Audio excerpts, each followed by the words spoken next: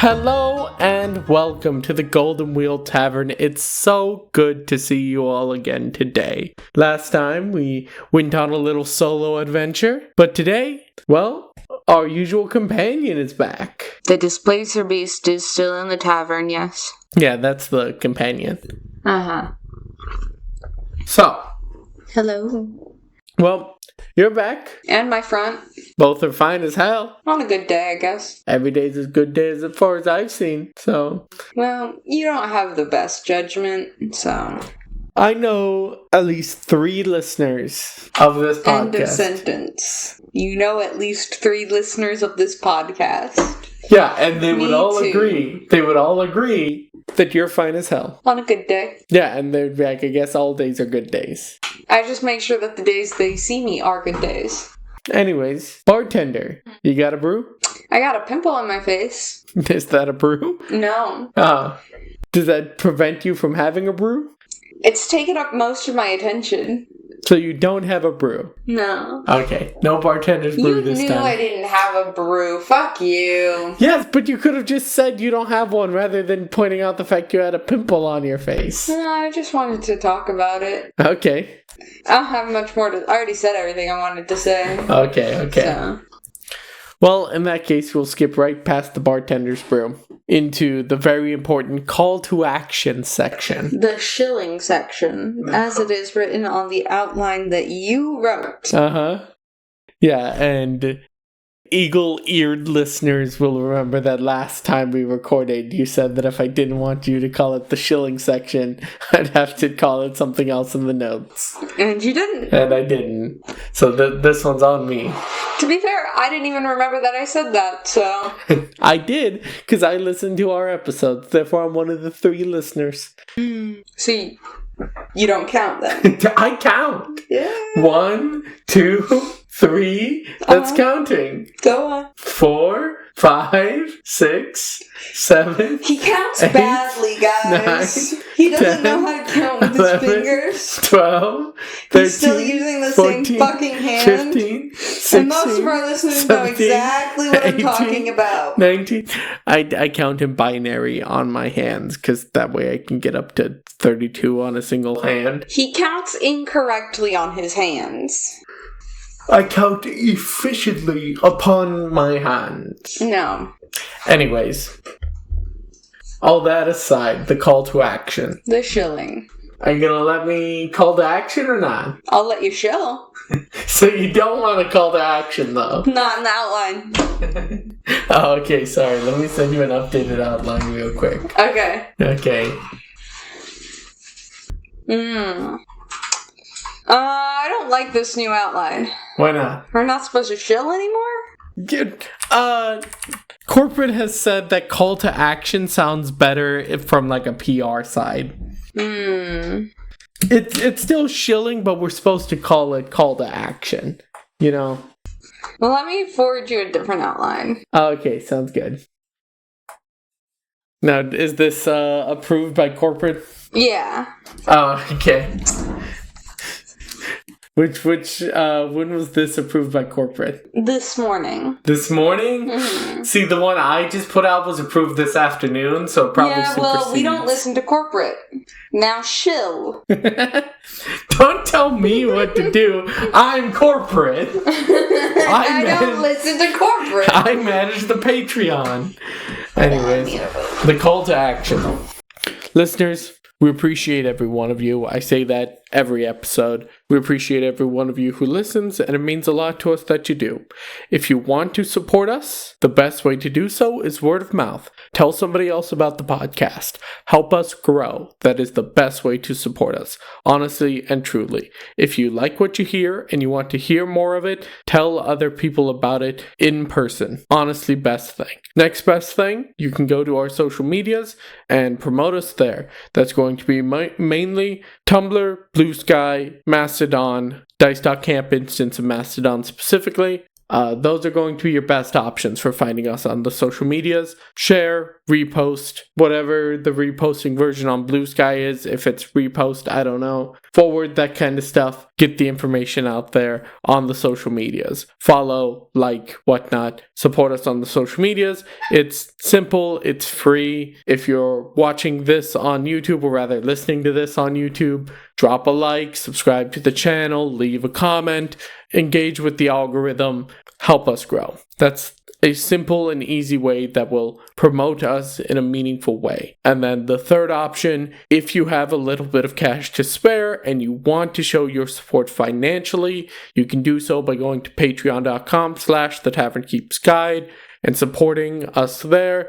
$5 and up per month gets you cold intro, cold outro, any sort of jokes or bits that got cut out for editing reasons, that kind of stuff, extra quiz bowl questions, that kind of stuff. You can get all that at $5 or more a month on the Patreon at patreon.com/thetavernkeepsguide. As for the social medias, almost anywhere we are The Tavern Keeps Guide. So locate us on those sites and share, follow, like, whatnot. Support us how you can. If you can't support us financially, that is more than okay. Just spread the word where you can. Really, we're looking more for growth than anything else right now. Now, on to the tavern's talking topic for today. What about the tales from the tavern's tables for today? Well, why are you being the fucking outline czar over there, huh? You're telling me what's on the outline, you tell me which outline to use. Why don't you fucking run the show? Give us the tale. I would, but I don't know what you're referring to in the outline. So, surprisingly, because our Sunday group hasn't had session for long enough, this is actually going to be about our Saturday group. The last time we did a Saturday group, it was the start of the campaign. So that specific one is about the offer that was made to you guys in the first dungeon. Oh. Or rather, the multiple offers that were made to you guys. Oh. Yeah. You mean the one I kind of fucked everyone over on extra credit? Yes. Gotcha. Yeah. So I guess some required knowledge going into this, since it's been a while since we've talked about this campaign. It's a school setting, alternating between going to different worlds and being in a dungeon. You're in your dungeon, and then you have to go to a world to find a MacGuffin, and you come back to your dungeon, and you back and forth, right? Think Phantom Hourglass if you played that. You have your big central dungeon, but then you have to go out in the world to get things to progress further in the dungeon. Yeah. And each assignment also comes with extra credit. Assignments and extra credit get you credits at the school that you can spend for rewards. The specific extra credit on this dungeon that we were told about, which was different from the extra credit the school assigned. Quick question about that. Yes. Was she just gonna, lie on the paperwork? Yes. Okay. Yeah. She was putting her neck out to try to get this information. Love that she was just gonna lie on the paperwork. Yeah. Because, all of us know that Jason Algernon would have known, because we know about the character. Yeah. If you don't know who he is, just go listen back on our episodes. We did a cocktail for him once. Yeah. You'll find it. Anyways, the specific extra credit on this dungeon was to figure out why the dungeon was made or who made it. Essentially the history and origin of the dungeon. Yeah. And we came across some of the best monsters in all of D&D. Everyone at our table agrees that these are the best monsters in all of D&D. Everyone loves them. Everyone at our table absolutely loves them. 100% definitely. There's definitely not a player at our table who absolutely hates them. We were all cheering when we all realized what it was. They were Nothics. They were Nothics. Known for their ability to look at somebody and potentially gather secrets or information from them using their weird insight ability. They're the cute little creatures with one eye. They have one eye. They are arcanists who were cursed from seeking because they sought out information they should not have sought out. I believe typically lore-wise, it's searching for like how to become a lich or the location of like Vecna's phylactery, and then they get into Nothics. And they're such happy little guys if you look up their photos. Anyways, there were some Nothics who claimed to have information, the information we needed, but they needed secrets in return, and one of our characters, mine, was unwilling to give up her secrets, especially since it was like you don't know what secrets are taken. Yep, the Nothics would look at you and take a secret from you. You don't get to choose which one is being given. They take a secret from you, and it was each party member had to give a secret, and then they would receive the secret from the Nothics. Correct. And my character is a very devout, holy character who is very into her religion, and part of that religion is not divulging the secrets of the religion. And since she couldn't be sure that she wouldn't be divulging the secrets of the religion, she said, fuck that. Yep. And they said, counteroffer. And she said, fuck that. Yep, so this was an optional reward, optional bonus that was hidden behind a sacrifice, a difficult decision for the party to make, right? A lot of them chose to go through with that, but there were chances for them, for example, one of them said no, they didn't have to go through that sacrifice. Also in that dungeon was another situation where the party was just basically had to choose sides, and there was, do I pick this side, do I pick this other side, and they were forced to make a decision. And don't you fucking dare step on my laptop. You should probably just take her off the desk. Because there's a good chance she's been, bumping against your microphone. She hasn't been. Anyways. She avoids it like the plague. They had to choose a side, and that led to a difficult decision. So, giving your players optional sacrifices, optional decisions, that kind of stuff, for optional rewards can create this interesting push and pull that your players have to work out, because your players are probably going to be like, but there's a reward, we could get the shiny thing, but then they also have to be like, but my character. And for example, the bartender was like, I really want this shiny reward, but my character would say no. My character could give 2 shits about the reward. Yep. So it can lead to strong character moments, and it can help players figure out what their character's priorities are, because then they really have to weigh, would my character make this sacrifice? Because you can get in the mindset of just like, yeah, make the sacrifice, whatever, throw away this thing because this is just an RPG. But it can lead to those moments where players are like, no, I wouldn't do this. And then they feel mixed emotions because they don't get the reward, but they do get to be like, but I really played my character. So give your characters dilemmas, actual dilemmas. The bartender is giving a thumbs up because they approve this message. The bartender approves this message. So, I'm gonna start narrating when I start doing actions, and once I realize that they can't see it because this is an audio-only podcast. Yeah. So I'll just start being like, I'm giving a thumbs up. Okay, on to the Tavern's Talking topic for today. So we talk a lot about playing TTRPGs, but the thing is we recognize that not everyone has a readily available group. We are blessed in the fact that we have a group that has been meeting fairly regularly for a very long time. My Saturday group has been meeting regularly for longer than I have known the bartender. Yes, so longer than 3 years. Yeah, more than 3 years. It's probably been, easily over 4, probably over 5 at this point. I'm not looking to you to get an answer from you. I'm just... The bartender shrugged. The bartender shrugged.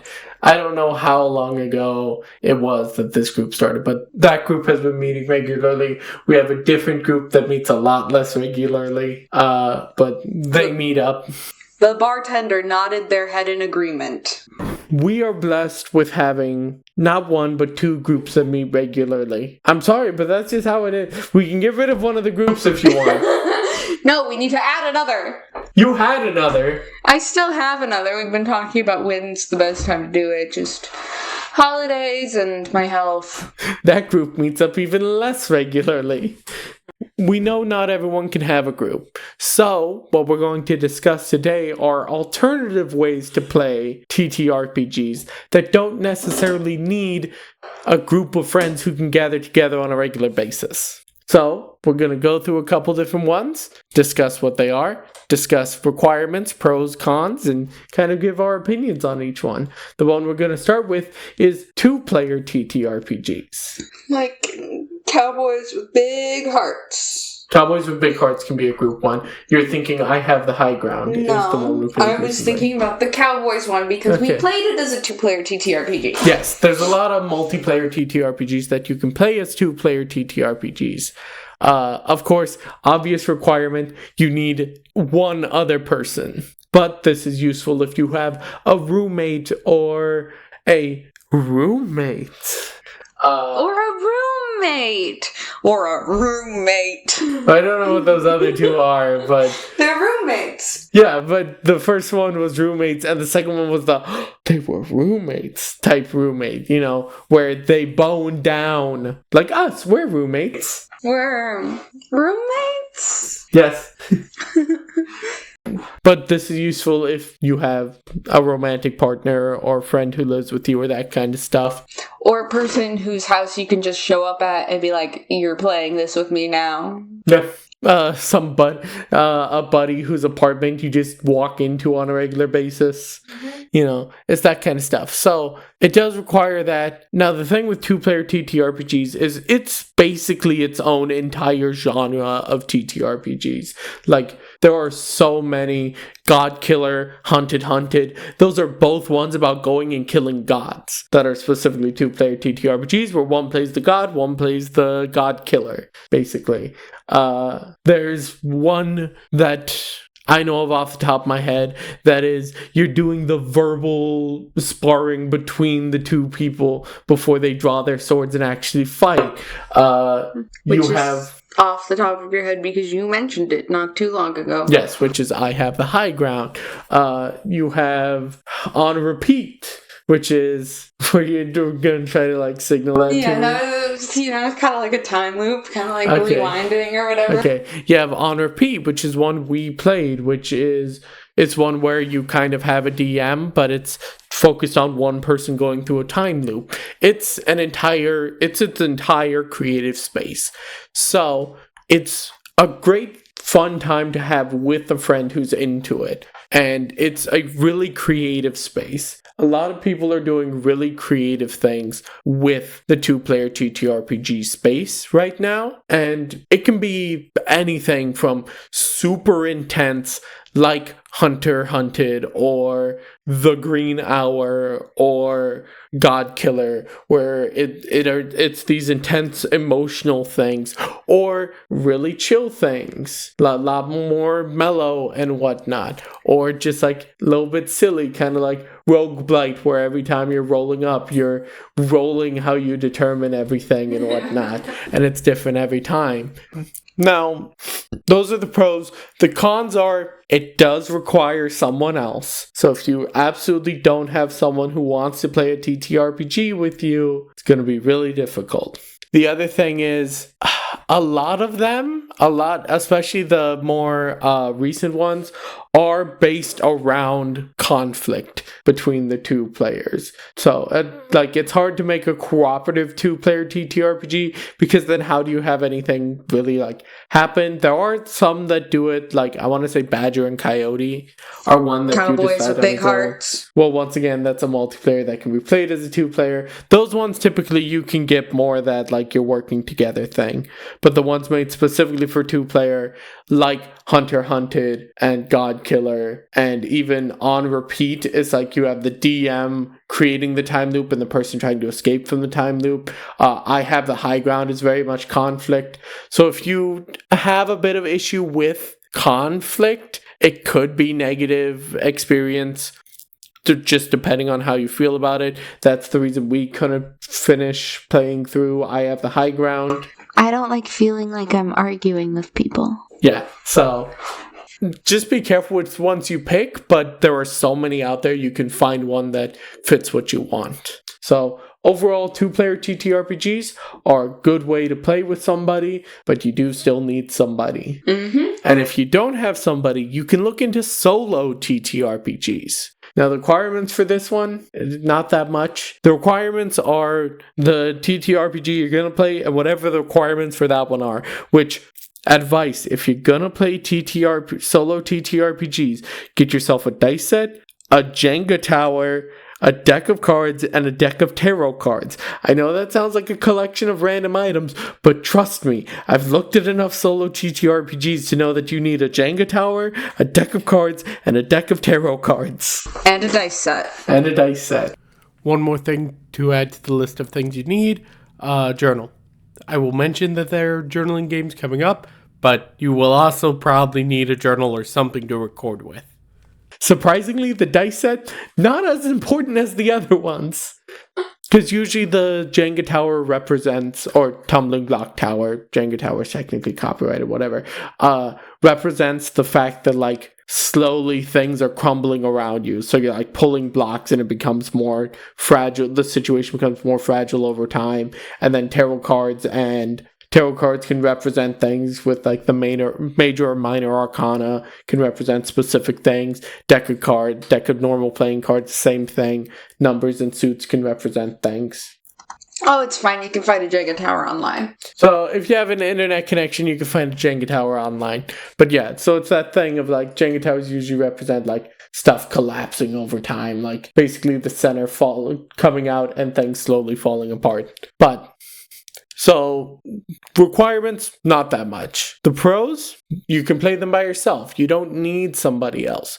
If you just want to spend an hour doing something, sit down with something and play a little bit of a solo TTRPG. Listeners will know I've done that multiple times. You've heard me play Darling Amongst the Dust, which was supposed to have a tumbling block tower, but it had a dice countdown mechanic instead. If you didn't have one of those and needed a set of cards, you've heard me play Bloodless, which required a dice set, and you've heard me play Castle of Memories, which just required a dice set. So, don't know why I said it only requires a dice set. If you listen to me play, it also requires a set of tarot cards. Hence why if you're going to play a solo TTRPG, get yourself a dice set, a deck of normal playing cards, a deck of tarot cards, and a Jenga tower. They can be played by yourself. They're usually, once again, a very creative space, and a lot of them extend over a time period. So, for example, Castle of Memories. I did one episode, but it's something I'm going to stretch out, and there's going to be multiple episodes and whatnot. I know I have one that's supposed to take place over a very long time. Now, the reason they take place over a long time, sometimes, is because, and now we're getting into the cons, a lot of them are just journaling games. Which means it's just, you look at the card, you're given essentially a writing prompt. Which, if you're looking for an actual hardcore TTRPG, solo TTRPGs are going to be hard to come by with that sort of thing. Castle of Memories is okay, and I recently downloaded one that I've heard good reviews about, but I can't give a review yet because I haven't played it yet, called Iron Sworn, which I've heard is really good at being a solo TTRPG. But if you're into journaling, really digging deep into a character, into emotions, solo TTRPGs are actually really good at that. Another downside, though, is you have no one to bounce ideas or play off of, right? A common thing when you're playing TTRPGs is you say something and someone else says something and it bounces back and forth, you know? You just don't get that with solo TTRPGs. And last con that I want to mention is you don't have a DM to make scenarios for you. So either you just have to make them up yourself, or you like pull a card and it gives you a small scenario, and then you have to write about that and talk about that, which if you're the kind of person who wants the scenario handed to you so you can find your way out of it, you can't really, have puzzles or that kind of stuff. Now, if you really wanted to get into solo TTRPGs, there are plenty of resources online. There's an entire subreddit dedicated to it, meaning there are some nerds who have spent way too much time with this, who have perfected the system, basically. I don't think there needs to be a subreddit to know that. Yeah, but there is a subreddit, so it's readily accessible. Now, you're the expert on this next one. Yeah, I knew fucking all about solo TTRPGs, so I figured I'd just wait till you got to the next one. I do want to make a quick note about two-player TTRPGs. There are some, like I mentioned, journaling RPGs for solo. There are some journaling RPGs for two-player TTRPGs as well, where you just pass the journal back and forth, which is kind of fun until one of you doesn't know what to write, and then the journal just sits on a shelf for the rest of eternity. I've been thinking about that for a while, but I just don't remember the name of the TTRPG, so I can't find the PDF to know what the card even meant. On to our next method, though, which you are the resident expert on. Yeah. You like to call it play-by-post. Because that's basically what it is. Yeah, you find someone, typically online. I guess you could start it up with someone in your everyday life, but it's not a face-to-face thing. Mm-hmm. One of you types up a post about what your characters are doing and what's going on, and you hit send. And then you wait for them to reply. So it can take a while. Yep. Play-by-post, of course, I call it that because that's referencing way back in the day. People used to do play-by-post as in snail mail, would actually basically send letters back and forth describing what their characters are doing, and then you'd have the DM write back what happens with their characters and whatnot. And I know you just put down here a willing player. It could really be as many players as you want. Yeah. As long as they're willing to play. Yep. The pros, there's less time commitment. Depending on how long it takes you to type up a post. Right, but it's not like you have to sit down with someone and play a session of a TTRPG. Yeah. You type up a post and then you go grocery shopping, Meanwhile, you're thinking about what your partner might be typing up for their post. Yeah. And you can play more rigid systems than solo or two-player TTRPGs because essentially, depending on how you're doing it, either one player is the DM and is running the system, or you're both DMs, or everyone involved is essentially taking turns being the DM and running the system. So you have someone running the system, setting up the scenarios that the other players are interacting with, rather than solo TTRPGs, you have to come up with the system and then run the monsters against your own character, and it's clunky that way. Yeah. Another pro, I think, if you're a person who has trouble getting into character, or you just feel like you take too long to figure out what your character would do, you have an infinite amount of time to figure out what your character's gonna do. Yeah. Just, if you're gonna step away for too long, make sure to send in a message letting them know you're still there and thinking about it. I've been ghosted before when it comes to this. You're fine. I've been ghosted before. No, I have a whole folder on my Discord that's just inactive ones. Mm-hmm. Yeah, that's one of the cons, is that campaigns can stall or die if someone has no idea what to do next. Kind of just leave it behind. If they can't figure out how they want the king to act. Yeah, fuck off. Your post gave me nothing to work with. I do love that we have two separate two-player... At least one of them I think about more often than the other. Yeah. Anyways, yeah, campaigns can stall or die if someone has no idea what to do next or where to take the story next, or if they just get too busy in their life and just kind of drop that. Yeah. I do see that you put finding a good player is difficult. You wouldn't know anything about that. Yeah.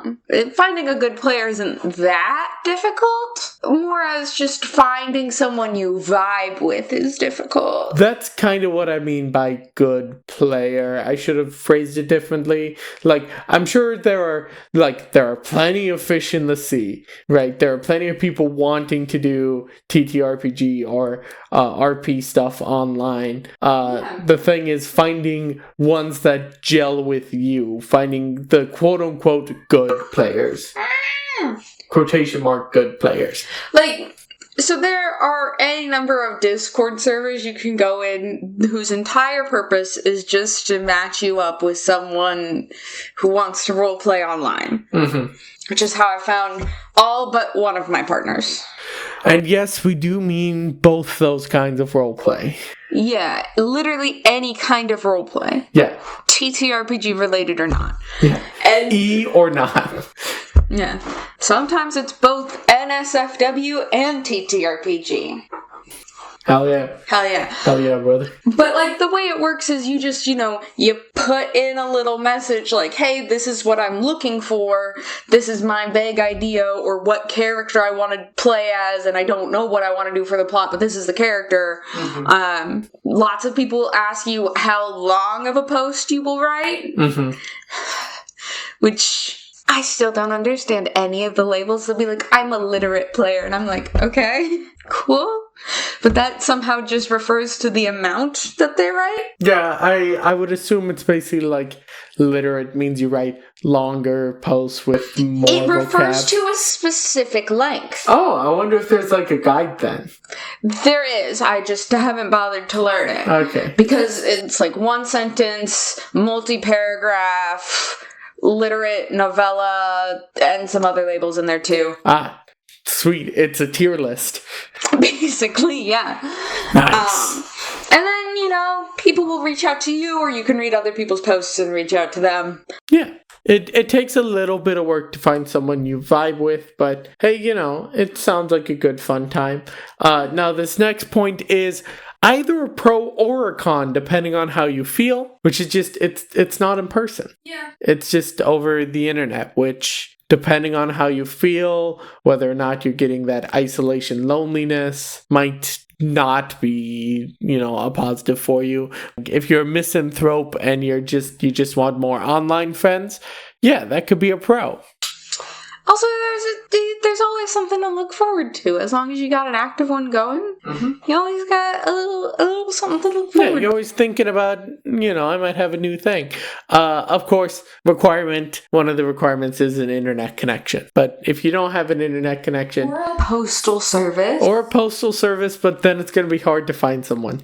Not necessarily. I bet we could get Harmony to do it. Next one I want to talk about is one that I've taken a part of that I don't think you have, which is specifically a West Marches campaign. Now, West Marches has a long history. You can go read about it. But what essentially, and they're going to be pedantic nerds telling me I'm wrong about this, West Marches are essentially large multi-DM, multiplayer campaigns that essentially you just like pop in and out of, right? And you're like, hey, I'm available right now. Are there any players available? And is there a DM available to run something? I'm this level. And a DM goes like, one of the DMs goes like, sure, give me an hour.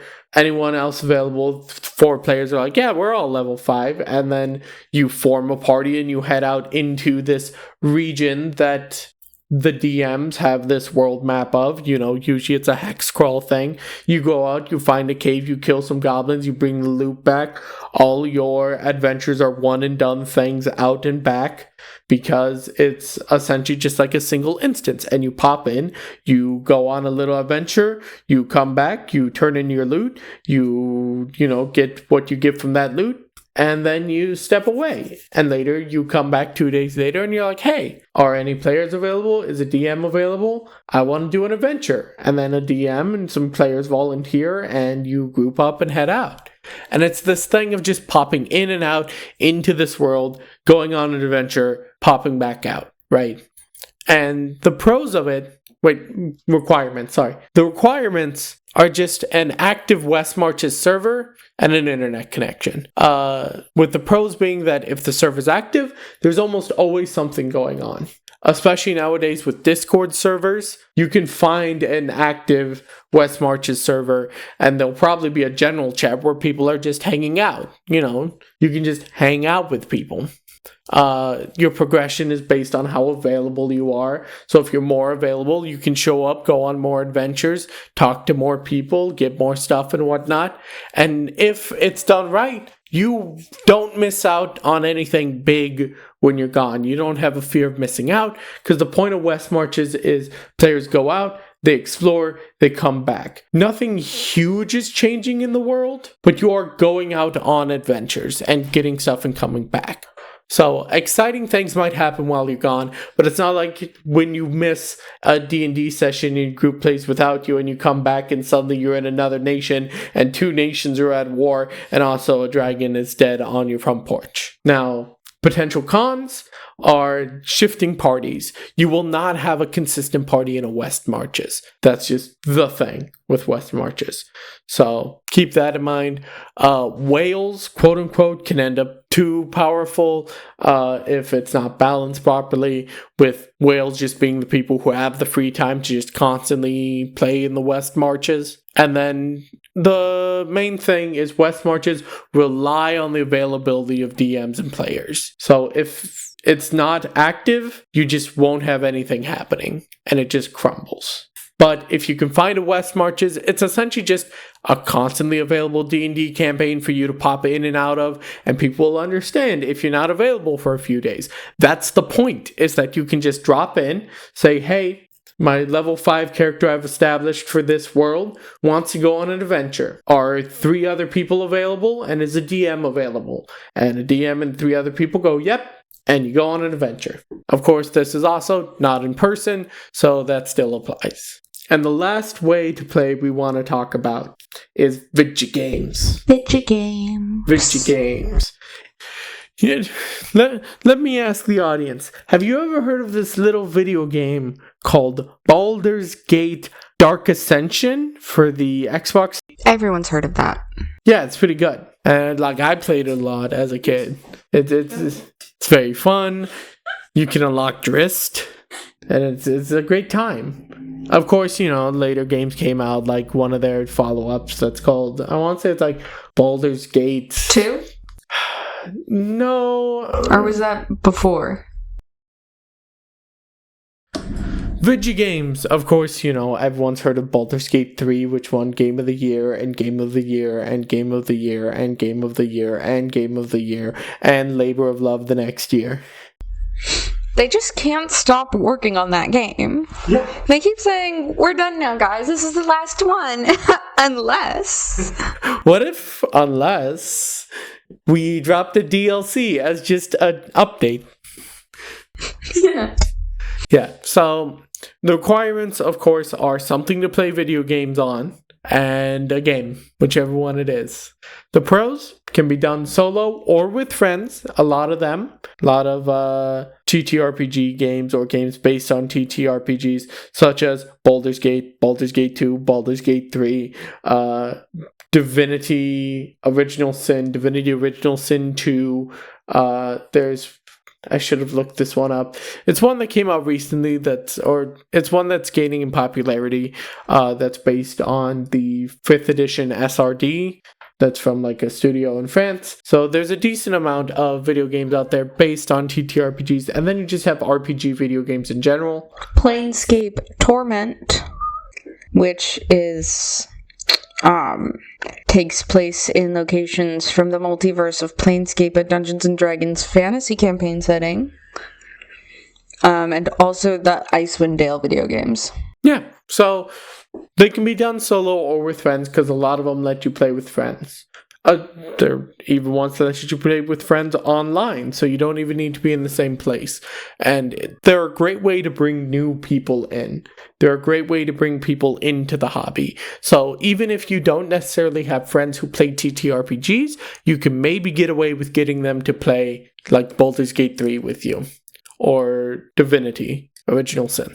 The cons, though, it's a single story, right? There may be branching paths, but it's going to be one story. Baldur's Gate 3, you don't play through Baldur's Gate 3 and then go on a side quest into Icewind Dale, you know? Who knows with the mods that are coming out these days? You don't get to derail the campaign so badly that the DM has to say, we're taking a break for the day, you know? You can if you download mods that do that. So there's the cons of video games. It's a single story. There's no way to be creative outside of the game's expectations. And mods. Yeah. Baldur's Gate 3 has mod support. They have official mod support. There are plenty of games that don't have official mod support, but you can still get mods for. But even then, you can't go outside of the mod's expectations for unless how you want to be learn creative. to mod. Yeah, sure. If you make your own game, you can make it how you want. You know what? Another way to play. Learn how to make your own TTRPG and make your own TTRPG and play that. What a wonderful solution. Good job, bartender. That too. I'm also that. Good job, barkeep. You created the idea of making your own TTRPG. I didn't. You extrapolated that idea from what I was throwing out. And also, video games have to take gaming into account when transferring TTRPGs to video games. So there's a lot of little things here and there that aren't the same that you'll have to wean somebody out of if they switch to TTRPGs. But, you know, that happens with a lot of things, you know. It's the same thing with somebody coming from listening to Critical Role to playing TTRPGs. You have to teach them, hey, it's not quite the same. Apparently there's another one just called Menzo Baranzan. Yeah. There's a lot of D&D video games, so. And that game features Drizzt as one of the main characters. Drizzt de Orden. I have nothing more to add on the subject of video games. Yeah, no. So, those are some ways to play if you can't have a group, or you just want more ways to play. Lord knows, you already have 2 groups, but you have started... Three groups. I have 3 groups. Even if the third one meets very infrequently, it's still 3 groups. You have 3 groups, and you sought out play-by-posts. Yeah. Yeah. Girl's gotta have something to do in her free time. And I have 2 groups, and I occasionally do solo TTRPGs. So if you just want more TTRPG in your life, whether that's because you have a group or not, these are some good ways to go about it. Now... You know you have to hand me more than 1 card. You have to hand me the stack. Right, I have to hand you the stack. So I know you're not rigging this. So you know I'm not cheating. Because the one time... Yeah. I'm still convinced you cheated. The fates conspired with me. Does this one have answers I like? Yeah. Do I like the answers on this question card? Yeah, but I don't look at the questions ever until I'm reading them. And I hope you look at the questions eventually. I just look at the answers to decide if it's going to be a good card. This is reverse trivia from the technical difficulties where you just give me the answer and I have to guess the question. Anyways, quiz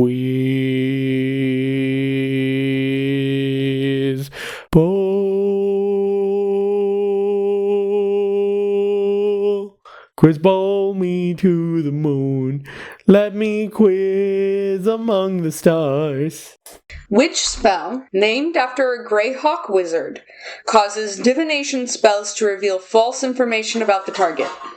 Which spell, named after a Greyhawk wizard, causes divination spells to reveal false magic? False information? Yeah.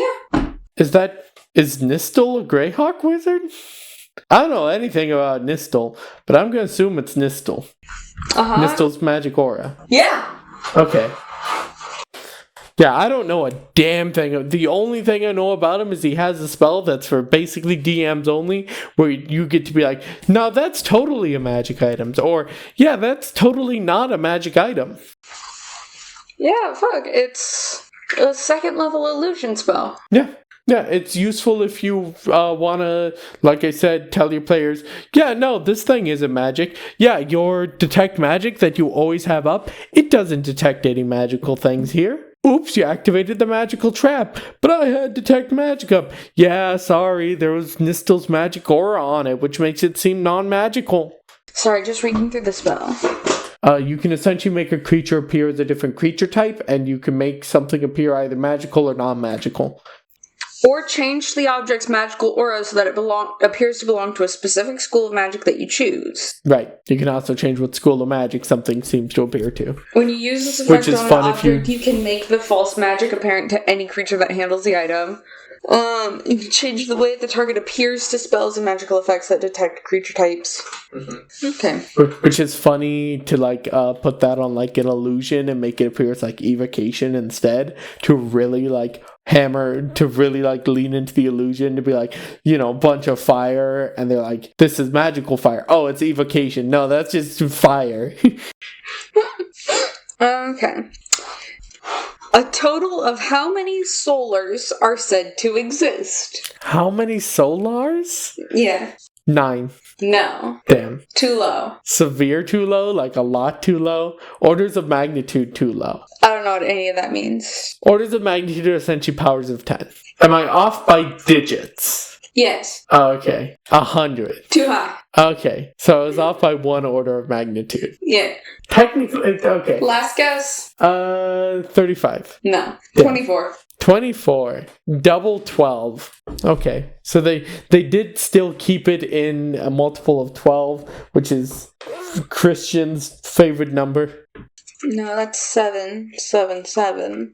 No, if you look at the measurements of the kingdom of heaven, it's all 12 and 12 squared. Yeah, but the Christians don't care about that. God may have cared about that when he was planning out heaven. Really? They don't care about the 12 disciples? 12 they disciples? Literally don't. Or the 12 tribes of Israel? I'm literally telling you, in Christian school, nobody brings up the number 12 other than to be like, oh yeah, there's 12 disciples, there's 12 tribes of Christian school. I've been to a lot of church. Nobody gives a fuck about the number 12. Okay. But you bring up the number 7 and everyone's like, yeah, best number. 3 of those and that means God. Mm-hmm. Who was the editor of the 1980 Deities and Demigods and designer of White Plume Mountain? Ed Greenwood. No. Mulvey. No. Arneson? No. He can't get a point for this. Yeah, but I'm just gonna cheat anyways. No, wait. Further in. Oh no, is it just not in this book? Oh no. Oh no. Oh no, it is. Okay. Lawrence Schick. Yes. Ooh, nailed it. First try. And then it's one more question, I Yep. believe. TSR made how many numbered copies of the 1979 tournament versions of The Ghost Tower of Inverness and Lost to Moachan? Lost Shrine of Tomoachan. It doesn't say shrine, it just says Lost to Moachan. Okay. 24.